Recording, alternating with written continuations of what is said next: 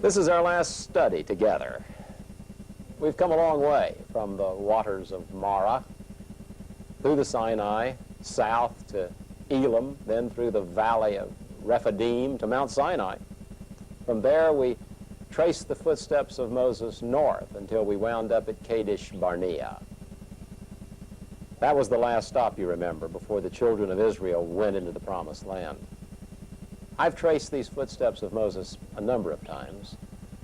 Each time I've taken a small group of men with me, and each time we've prayed ahead of time that during our 2-week camping trip, God would form us into a church, a family, real brothers in the Lord.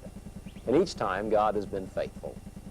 Now, today I want to talk to you about one of the most important lessons that you can learn in the wilderness. One of the most important lessons of spiritual maturity, the necessity of forming relationships, of being loyal one to another. On my last trip into the Sinai, our group of pilgrims came to a place in the northern area where the mountains were no longer granite. They were sandstone. We sat to rest in the shade, overlooking a great valley below. In just a few days, we would be back in the USA. Each of us would go to our home states and resume our regular activities. But we knew that in that great crucible of the wilderness, God had formed us into a family, brothers. We would never be the same. We would always be friends. That was a special time in our lives that afternoon.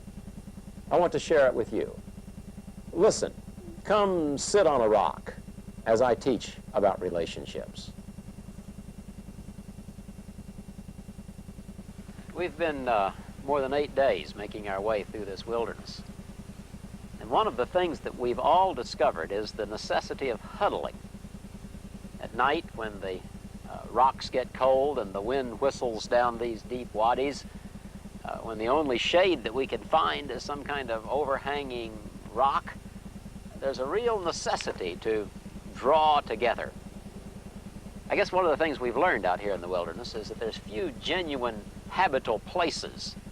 And maybe that's the way it should be, because the wilderness is not a place to settle. It's a place for us to pass through. To live apart, however, that means that we die. And so we learn to come together. We learn to huddle together. And the wilderness breeds a certain degree of loyalty. What's happened to us over these days and nights that we've been out here in the Sinai is that we've been forced into a deep camaraderie of covenant relationship. We've learned to take care of each other. We've learned to give way to each other. We've learned about each other, things that we would never know back in the civilized areas that we came from. Because the wilderness brings people together. It's not a bad place after all, as long as we don't live here, as long as we don't stay here, as long as we stay on the move. Covenant, in its purest form, is a binding and a solemn agreement towards some kind of common goal. We've had some common goals while we've been here. But these things always grow out of conflict, and they're always tested by suffering. Moses entered into covenant with God, and then God entered into covenant with the people of Israel as they passed through this place. One of the covenants that Moses described to the children of Israel as they came through this place was the ancient covenant of salt.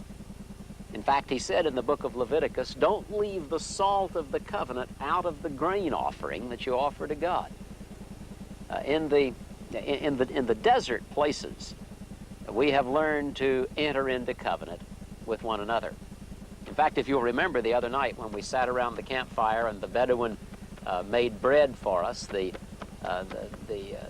bread of the Bedouin, which is the original unleavened bread. They took flour and they added water and then they added salt.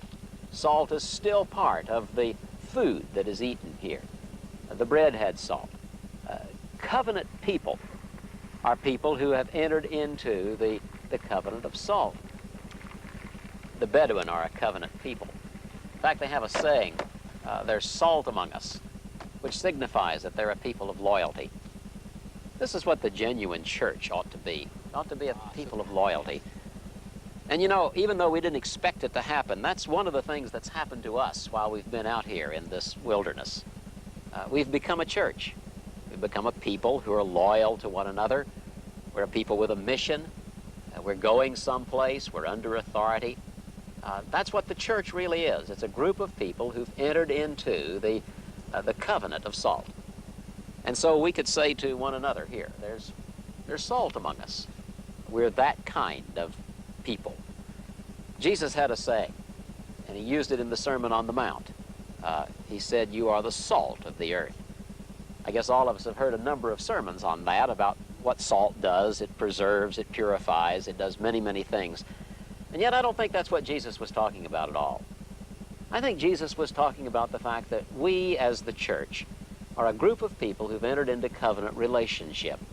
And if we lose that covenant relationship, then we've lost our savor, and we're good for nothing. If we have to be bound together through formal memberships or through any other kind of outward sign, then we're really not a people of covenant. Salt disappears, but as people of salt, we continue on.